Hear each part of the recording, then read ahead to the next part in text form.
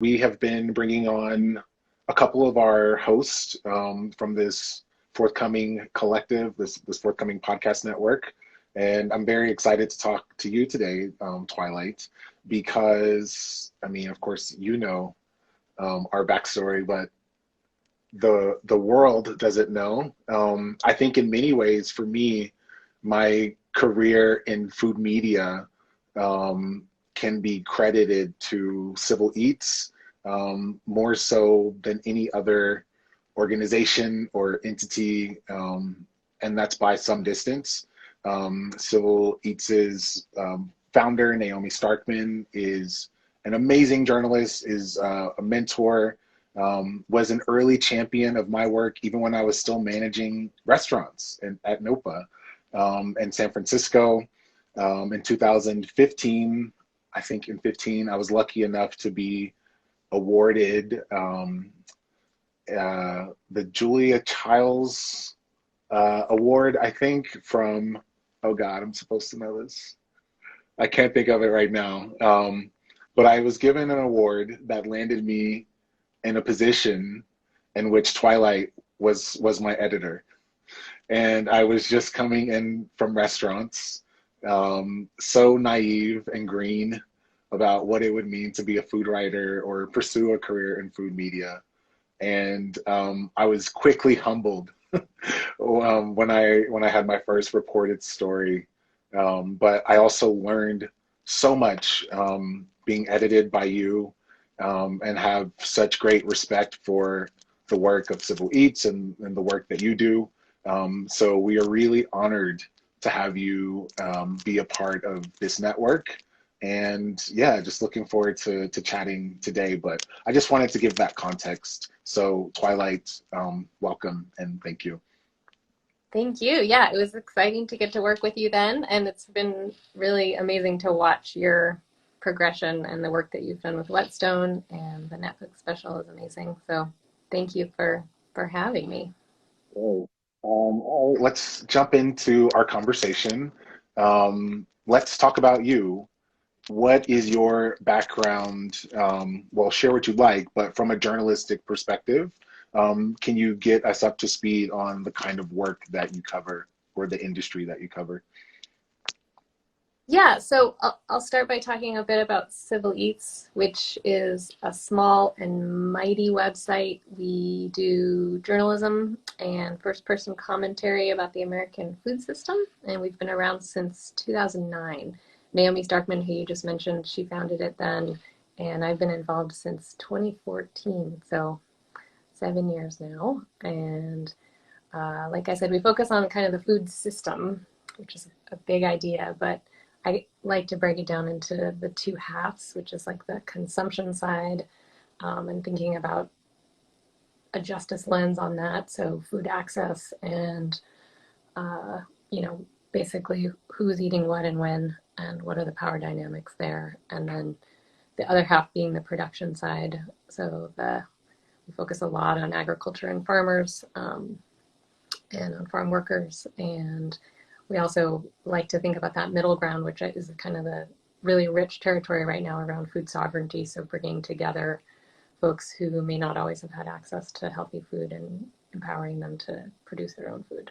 We do a lot of that coverage. So we cover the labor issues and food waste and pesticides and land justice and school food and pollinators and farm subsidies and organics. And we really, we span kind of a wide gamut of coverage around food and all things that kind of get into the political aspects of food, which has been super interesting and, expansive for me over the last 7 years.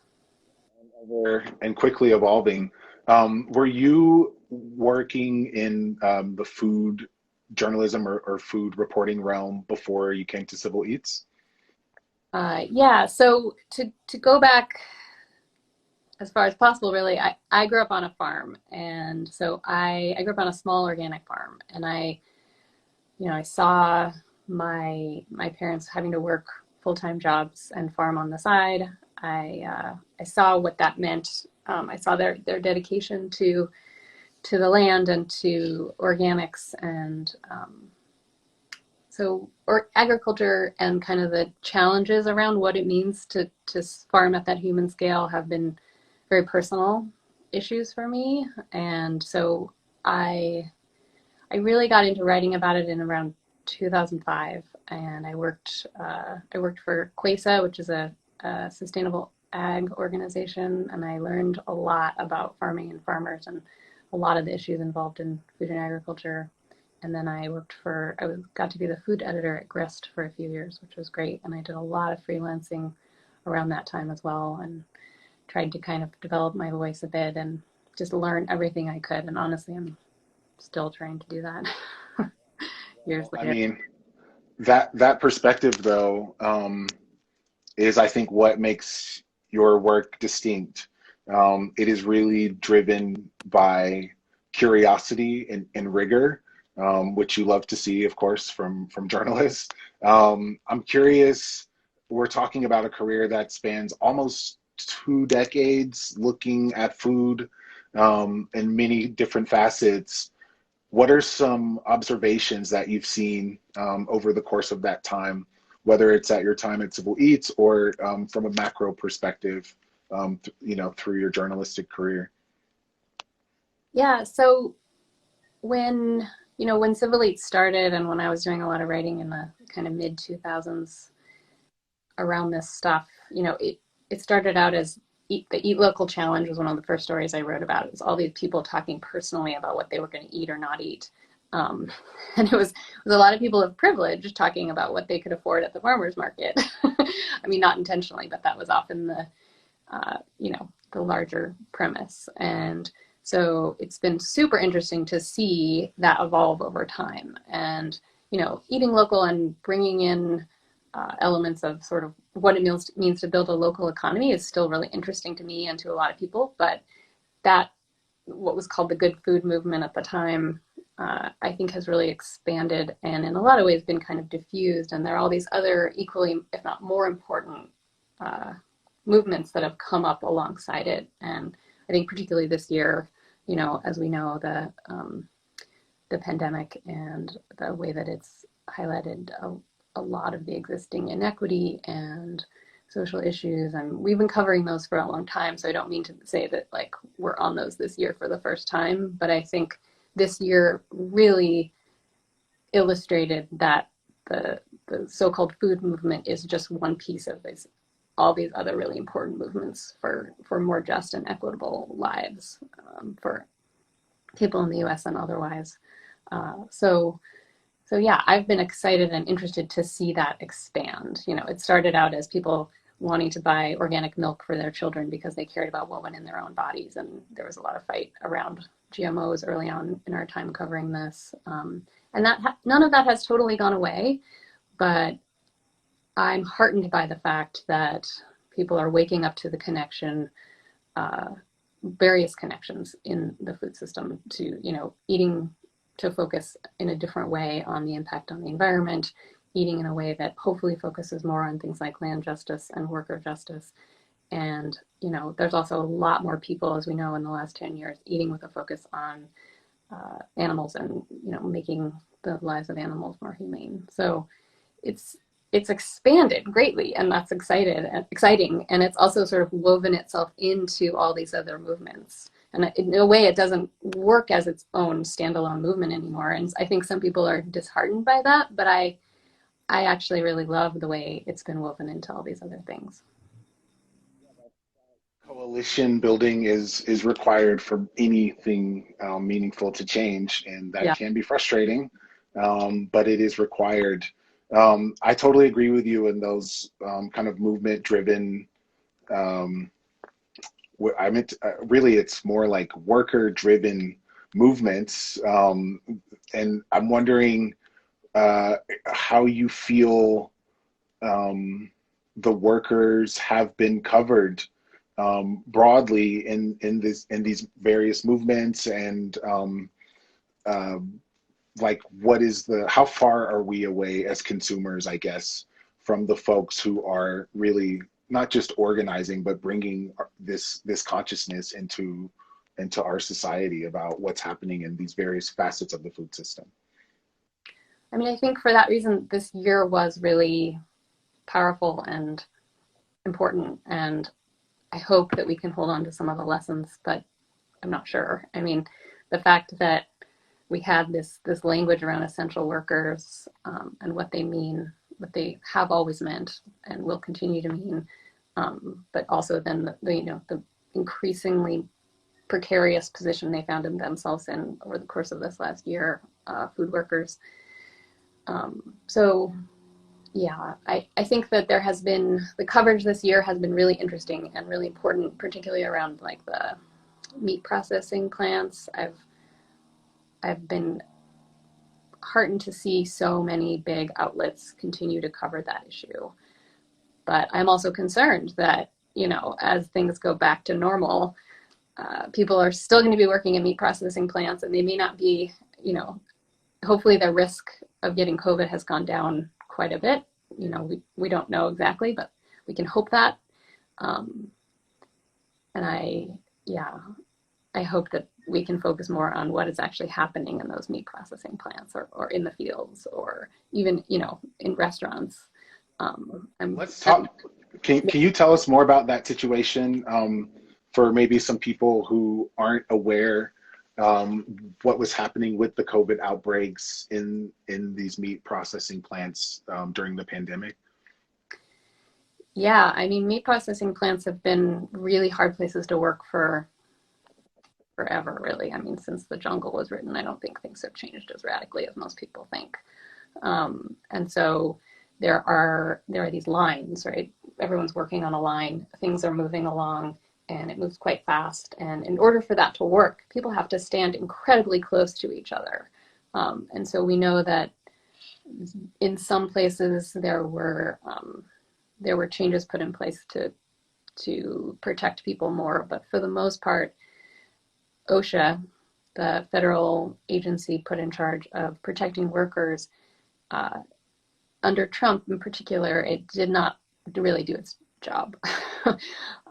And so there were a lot of factories that stayed open, and we know Trump himself, he played a role in keeping some of the factories open. There were statements put out on the part of the meat companies and the meat industry in general, saying that meat was going to get more expensive, and we had to keep the plants open, essentially. So you had this large capitalist force at work, and workers didn't get to stay home like the rest of us. Workers in meat plants didn't get to stay home. A lot of them got sick, and a lot of them died. Conditions in the meat plants, like I know, I believe it was in Georgia. There was also a raid, or perhaps it was in Alabama, of a meat plant. In that situation, it seems as though it was targeted, and that the workers at that facility were actually organizing as well. Are you familiar with that situation? Yeah, there have been several raids of meat processing plants. I mean, it's been really interesting to see, and really frustrating to see the way that that ICE and the immigration piece was kind of layered in with COVID at a certain point. I mean, it was happening before that, but. Yeah.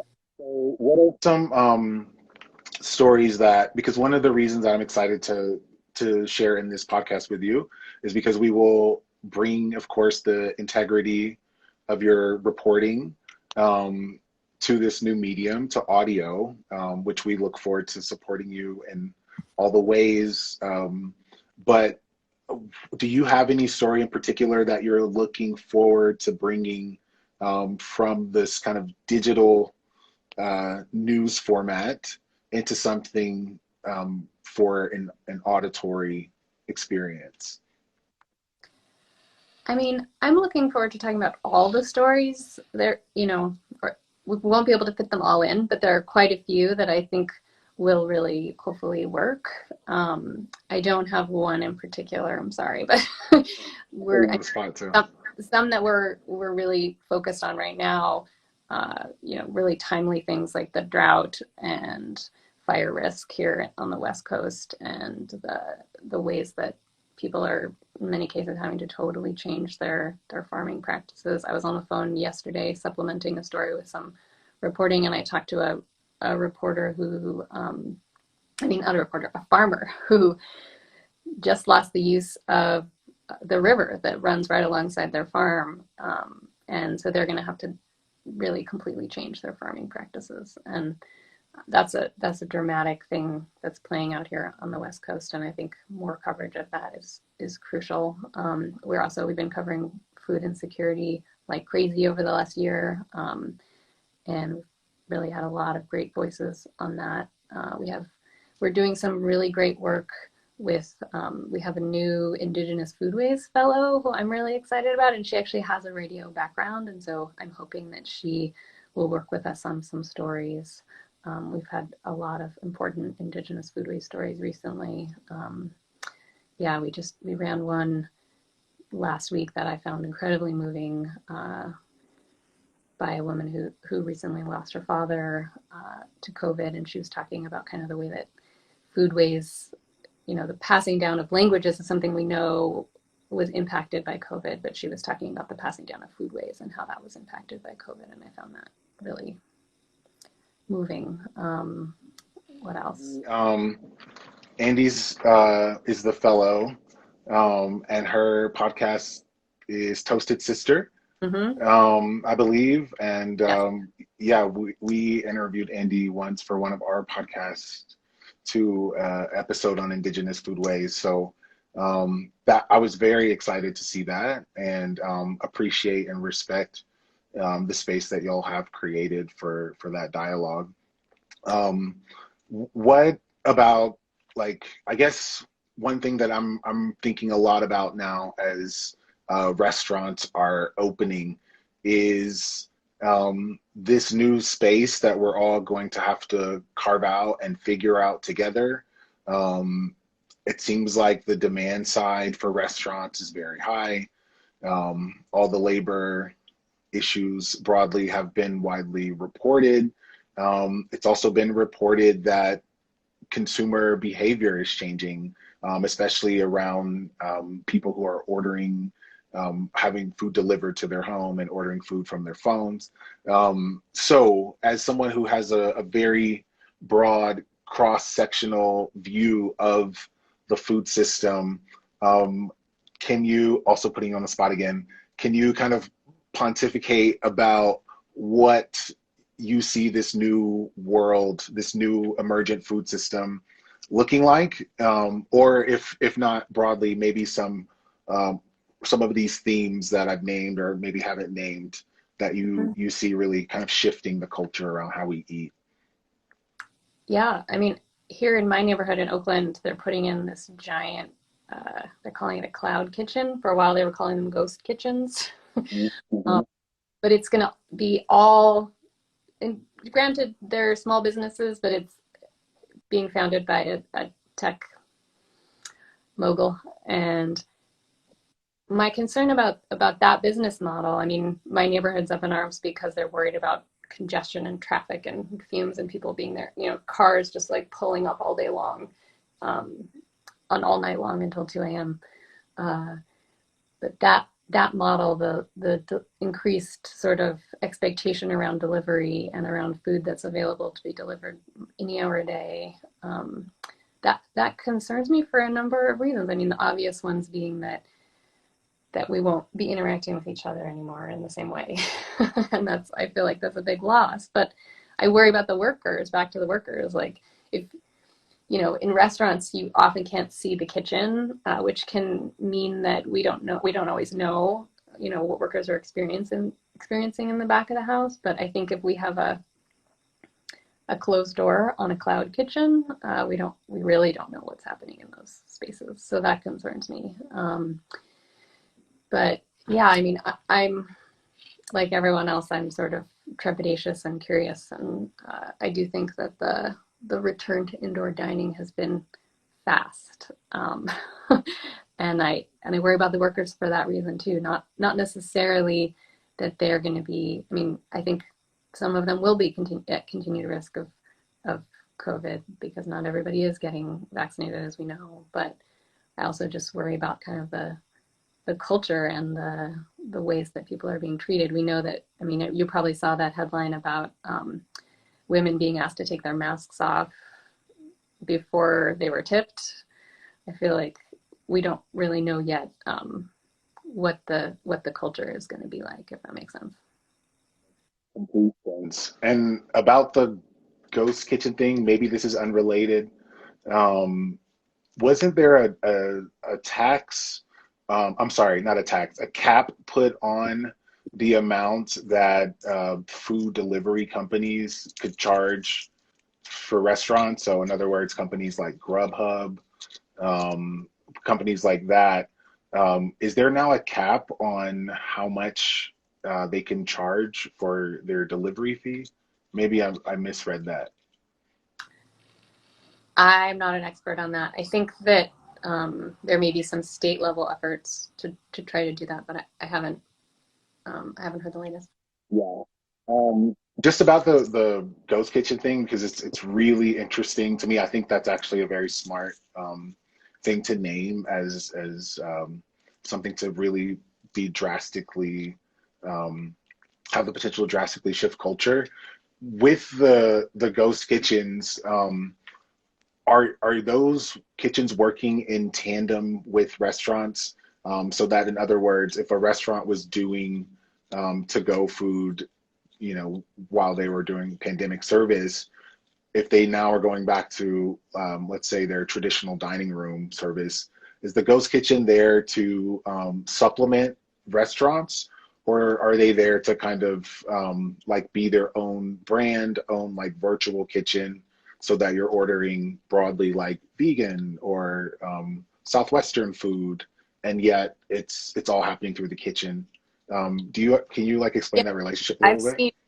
So there are a number of entrepreneurs who are opening multiple ghost kitchens. They sort of have one business, and they have all these different kind of food brands that there's like, we do pizza, we do, you know, Chinese, we do Middle Eastern, and they're doing them all in one place in some cases. I think the one in my neighborhood, they're trying to be a little more artisanal about it and bring in, aspiring chefs and entrepreneurs. And in theory, each person is going to have its own standalone business, but I've seen a number of cases where, and it's not always apparent that someone is doing this, but where one business will have multiple different, sub brands and kinds of food that they're serving in one place. Yeah, I think that's one of the interesting things about being in the Bay Area, the massive tech influence covering the food system, kind of working sometimes seemingly at odds, but also in tandem with the stories that we tell ourselves about the idyllic food culture of the Bay Area.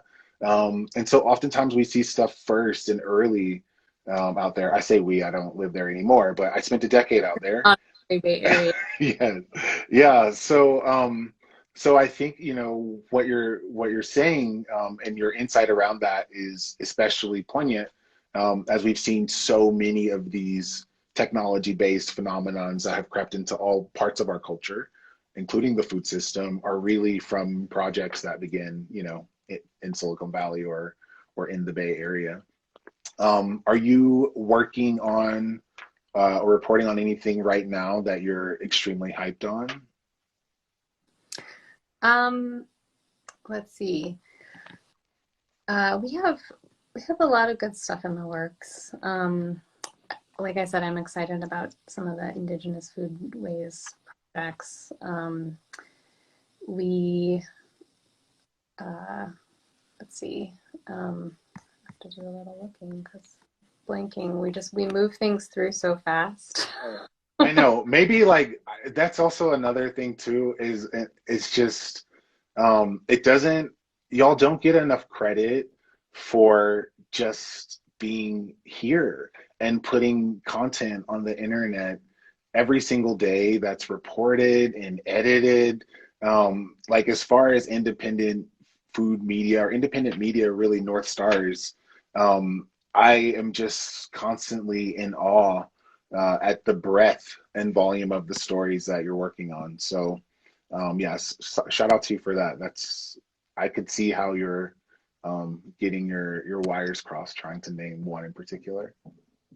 Thanks. Yeah, I mean, we have some really great senior reporters, I'll just say right now. Lisa Held writing so many pieces, it's kind of crazy. I don't know if you have kept up with her work. And Nadra Niddle's doing really fantastic work. We have a new senior reporter named Greta Moran, and she's really interested in climate equity. We've been really trying to move in that climate equity direction. And Gosha Wozniacka, who's been a reporter for a long time, she used to work at the AP and spend a lot of time in the Central Valley. And she puts out these really detailed stories that she takes a long time on, but they're pretty incredible. So yeah, I mean, we have more pieces about drought. We always have more pieces about things like pesticides and land justice. And we're focused a lot right now on things like pollinator health. We have a piece up today about a potential bill coming down the pike to protect pollinators that they've been trying to get traction on for a long time. And there's a big question about whether that will happen. Yeah, I mean, we try to stay on top of food policy so that other people don't have to, so they can just kind of get the gist of what really matters and, whether things will move forward. And it is an exciting moment around food policy, though. And so I think we're going to be covering what the Biden administration is doing. I don't know if you're following all the hype around carbon markets and the potential for soil to work as a carbon sink. Everyone's excited about that, and there's a lot of potential there. But the Biden administration they're getting ready to really prop up a small number of tech companies, again, back to tech, who will potentially be profiting quite a bit from carbon farming. And so we have several stories that we've already covered, published on that topic, but we have more in the works, and it's complicated and also super interesting, which is. So yeah, can you give us a high level on that? Are you talking about an actual marketplace? Yes. Yeah. So there was an effort to create a public marketplace around this that didn't work out so well. And so years ago. And so now instead they're creating private, sort of like cap and trade, like private marketplaces. And so companies will be able to buy credits and farmers will be able to get paid to do certain practices, or in some cases, they're practices they're already doing.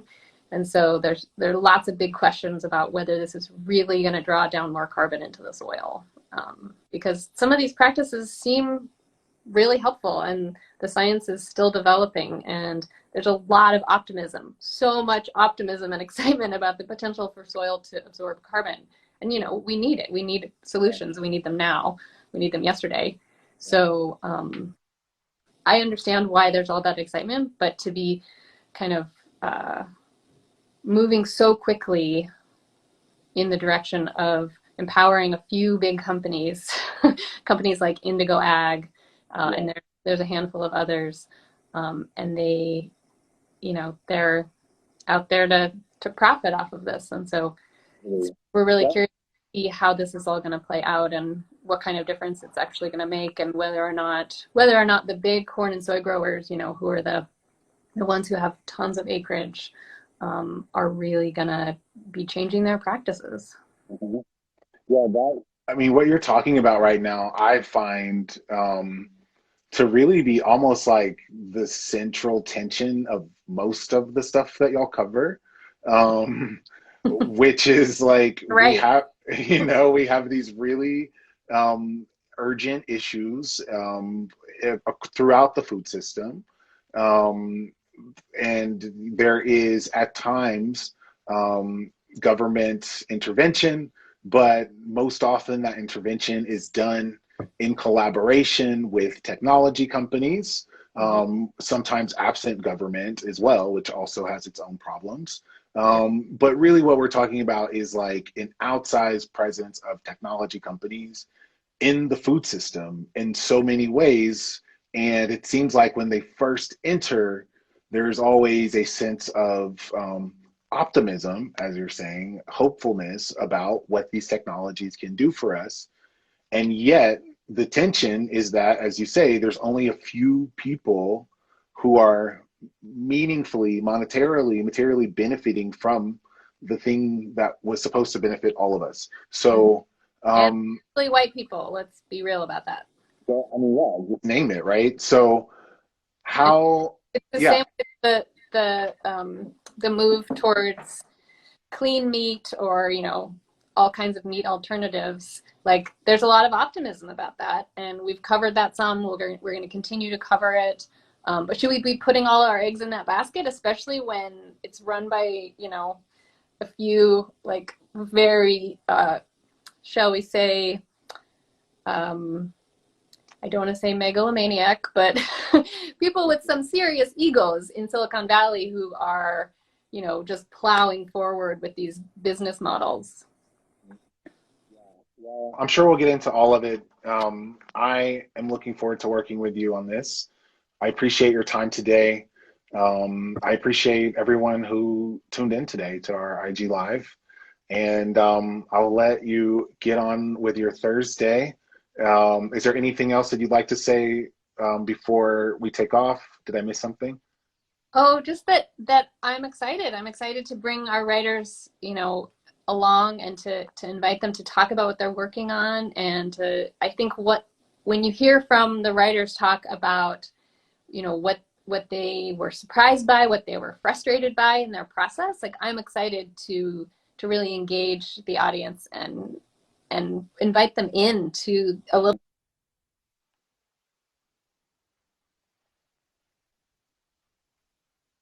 view on it. Absolutely. Same, same. All right. Well, thanks a lot, y'all. Please tell all your friends that we're still trying to raise $250,000 for our crowdfunding campaign. I know it's a big number, but that's how much is required to pay all the wonderful people to bring you all the wonderful podcasts this fall. So it's on my Instagram bio at ISawSteven. It's on Whetstones. And we'll be back soon with more stuff about Whetstone Radio Collective. Thank you. Bye, guys.